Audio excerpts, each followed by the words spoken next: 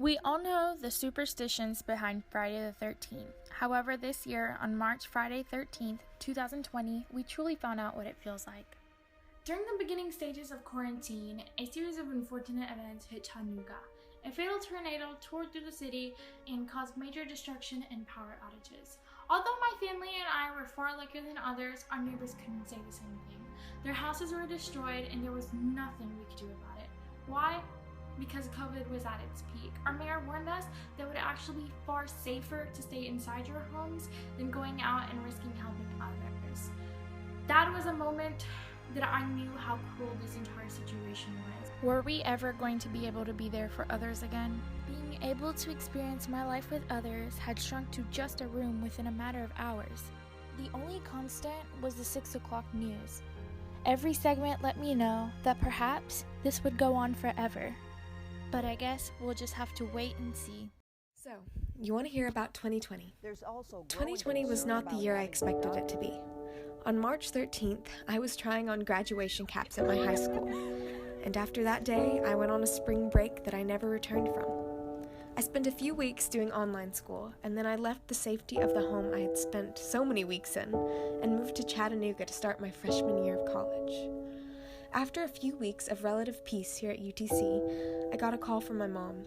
My sister and grandmother had both gotten COVID, and my grandmother was in the hospital. Up until that moment, Corona had seemed like something that existed only on the news and in my imagination. I was suddenly confronted with the reality of my situation, and it was not a pleasant one. Despite all of this, there were still some good things about this year. 2020 was having time to spend with my family before I left for college. It was trying to learn to bake and do yoga off of YouTube. It was finding new friendships at college, and above all, it was recognizing the things I had taken for granted. That is what 2020 truly was. I thought March 13th was just like any other day. I never really thought that COVID-19 was going to hit us so badly here. School is no longer operated in person. I was forced to stay in my parents' house for the rest of the semester. I was quickly introduced to Zoom. And let's be real, it wasn't really that intuitive. But on the plus side, at least I'm not really infected. Most of this year, I've asked myself whether I could transition into this new school environment. And personally, I think the best option for me is to just adapt and roll with the punches. Or know what to expect. That, and you need to have a little bit of patience with your team. It always helps to reach out to someone when you need help.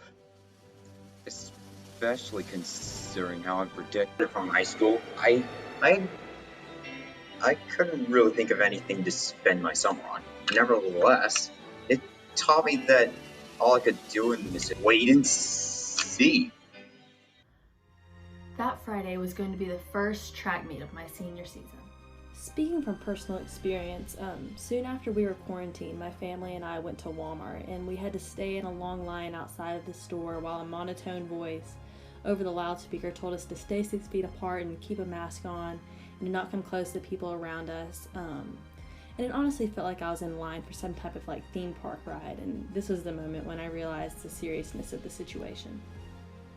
When will this end? But we can see how nothing in life is to be feared, but rather to be understood. And COVID-19 presented a time to understand more so that we may fear less. Every day I would check social media with hopes that fewer cases were reported, that less people died, and that the world was becoming safer. But unfortunately, this has not come yet. So what's in our future to come? We'll have to wait and see.